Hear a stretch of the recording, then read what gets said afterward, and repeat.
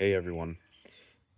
You asked for more client story videos, and I thought this would be a good one to share that illustrates the truth. So, sorry for the camera work and everything. I'm out visiting my sister in France, but I have a client who did a whole financial plan for retirement plan. He'd been very successful in both business and also real estate investing, and he was worth about, well, still is worth about $20 million. And what he said is, I want to make sure my daughter is taken care of, but I don't want her to have so much that I ruin her, and specifically ruin the joy for her of making her own way.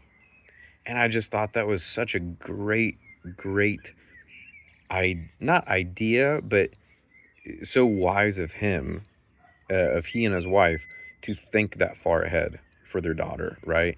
And not only the fact of, hey, we don't want to give her everything in life so that she becomes ruined and has no backbone of her own, but I don't want to steal the joy of her being able to have her own work ethic and then achieve what she wants in life. And he used a word that I thought was great: stewardship.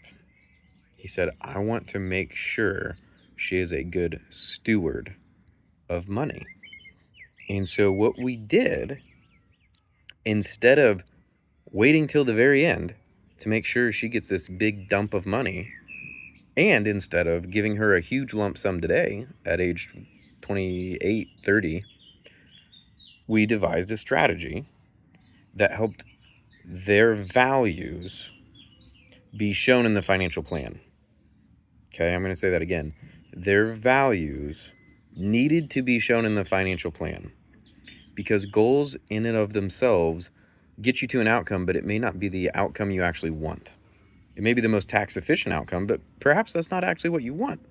Perhaps you care more about your children having good stewardship. And so what they did, he and his wife said, here's what we're going to do. We're going to tell our daughter, and we all kind of sat around the table and discussed this together. And we decided, okay, you can gift $18,000 every year to anybody you want. That's just a federal rule. It's called the gift tax exclusion. And if you have a spouse, your spouse can do that too. So there's 36,000. And their daughter has a husband, so you can gift money to him. So 72,000 between the four gifts. And they went and told their daughter and her husband, you can count on us giving you $72,000 for each of the next 3 years. And we're not going to hover over you with how you spend it. However, we know that you are wanting and needing to move, and you're wanting and needing a new house. So if you would like to use it for something along those lines, we think that would be wise. But we're not going to second guess anything, and we're not going to ask you every 3 months what you've spent that money on. It's a gift. And what we've seen is, because of that, because there was trust, and because there was the anticipation of stewardship with minimal downside, right? $72,000, that's a lot of money.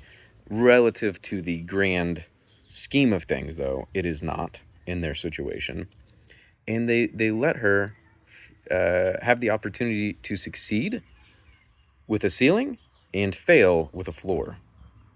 And so my ask of you today is, what are you doing that's like my client there? How are you making sure that your financial plan is in line with your family values? Because at the end of the day, isn't that what matters? Right? Some arbitrary retirement age or some net worth figure, those aren't the things that matter. They're simply data points that we use to measure. But that's all they are. They're nothing more. And so if you think about it, leave a comment and tell me, what are you doing to make sure your financial plan is in line with your family values? I'm really curious what you all come up with. See you next time.